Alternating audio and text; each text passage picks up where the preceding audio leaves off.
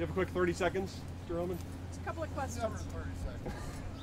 There's never been 30 seconds. Thank you, sir.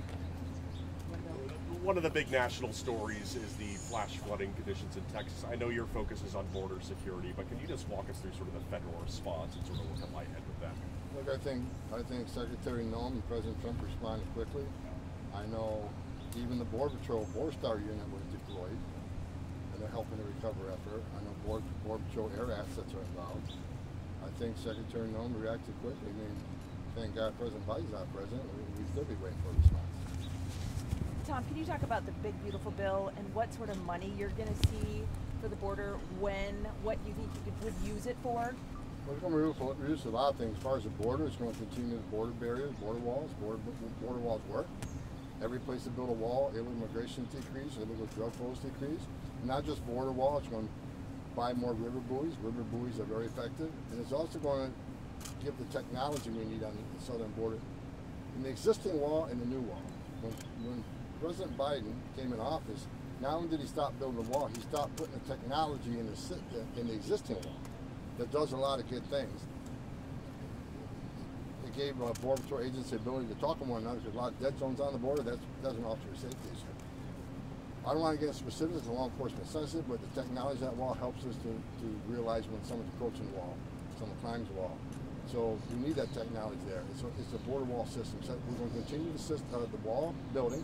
We're going to continue the technology within that wall, and the technology also for port of entries. You know, we want legal traffic, legal trade to come through the ports as quickly as possible, but we want to, of course, see as much contraband as we can. So more technology will make that happen. As far as ICE, it's a huge plus up. 10,000 more officers. ICE, look, I've been doing this since 1984. Border Patrol's been plussed up many times, and I appreciate that, and I'm supportive of that. But when Border Patrol arrest somebody, they go in detention. Then they go into immigration hearing. Then if they get order removed, they get removed. That's all ICE's job. So our Border Patrol got plussed up over decades, ICE didn't.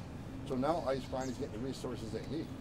And you know, it's going to put more boots on the ground, which we need right now. I just did an interview. There's over 600,000 illegal aliens in this nation with criminal histories walking the streets. We need to find them quickly. And for those that say 3,000 a day is too much, I want to remind them, do the math. We'd have to arrest 7,000 every single day for the remainder of this administration just to catch the ones Biden released in the nation, right? We talk about 12 million illegal aliens. We've been talking about 12 million for 2 decades. We know at least 8 million were released in this country with Joe Biden, so we're well over 20 million. I'm being conservative, so more boots on the ground means we arrest more bad people, make this country safe. Mr. Homan, Zohran Mamdani, the likely next mayor of New York City's promised not to cooperate with you or with ICE or with deportations of any kind. Do you have a plan? Is there a plan to work around that? How are you going to handle it? Just like I'm at, we're going to be in New York City, and President Trump said it 2 weeks ago. We're going to double down and triple down in sanctuary cities. Why? Not because we're a blue city or a blue state, because we know that's where the problem is.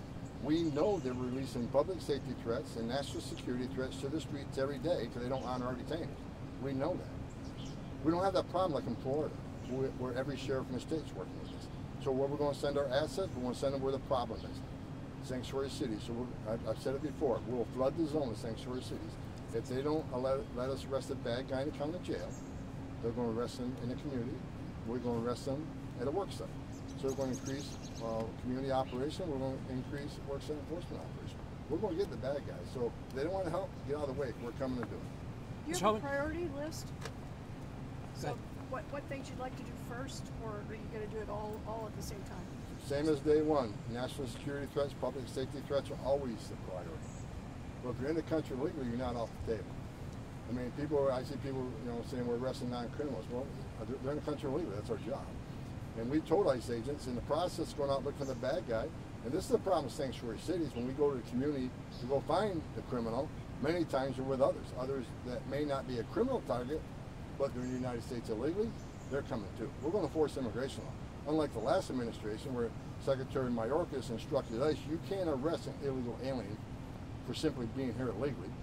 They got to be arrested or be convicted of a serious criminal offense. He rewrote the law. That's not what the law says.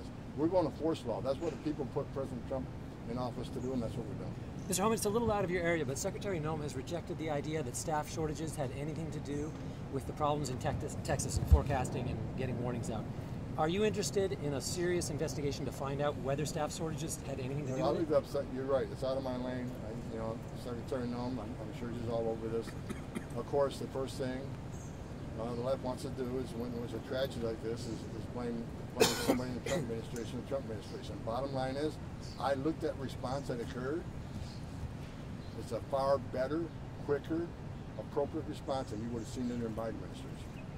News Nation has reported on concerns of Iranian nationals working with Mexican drug cartels to try and cross the concerns of Iranian nationals working with Mexican drug cartels to try and cross the border.